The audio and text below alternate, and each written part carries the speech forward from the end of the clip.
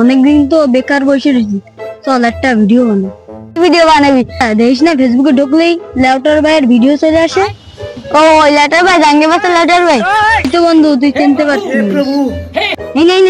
ফোনটা ধর, camera on কর। বন্ধু ব্যাকগ্রাউন্ড মিউজিকটা ভালো করে লাগাইস। আরে হ্যাঁ, সমস্যা নেই, আমি ব্যাকগ্রাউন্ড মিউজিক লাগাবো নি। ক্যামেরা ধর।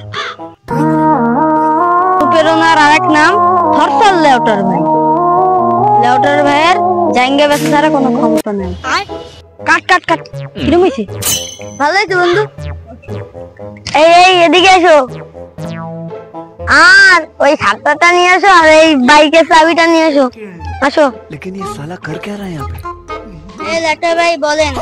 কি? টুকু টুকু বিলাল ভাই, আপনি কি আনতে বললেন না? মানে বাইকের চাবি আর ছাতাটা আনতে বলছিলাম। বিলাল ভাই, আপনি তো মনে নেই, গাছ শার্ট জুতো সেসব তো জাঙ্গি দাও বিক্রি করে দিছেন। তাই তো, এটা ভাঙা ছাতা নাই, ওই শেষ সম্বলটাই আছে। গার জামা আর জুতো শেষ পর্যন্ত জাঙ্গিটাও বেঁচে দিলাম। সব বেঁচে যাচ্ছে, এখন দেই কোনো ছাতা ম্যানেজ করা যায় নাকি? যাও যাও, দেখো ম্যানেজ করতে পারো নাকি, যাও। হাই রে, সবকিছুই বেঁচে দিলাম। শেষ সম্বলটা জাঙ্গে ছিল, তাও বেঁচে দিলাম। চলাফেরার জন্য তো একটা ব্যবসা করা লাগবে।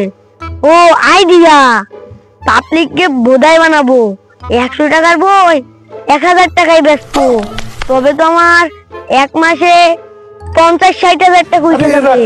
এই তো, এটাই ভালো বুদ্ধি। তাই পাবলিককে বোধাই বানানোর কাজটাই লাগিয়েই করি। বন্ধুরা, ভিডিওটা কেমন হয়েছে লাইক কমেন্ট শেয়ার করে যাবেন। আর হ্যাঁ, এই ভিডিওটা আমাদের প্রথম পার্ট, দ্বিতীয় পার্ট দেখতে চাইলে কমেন্ট বক্সে লিখে যাবেন। ধন্যবাদ।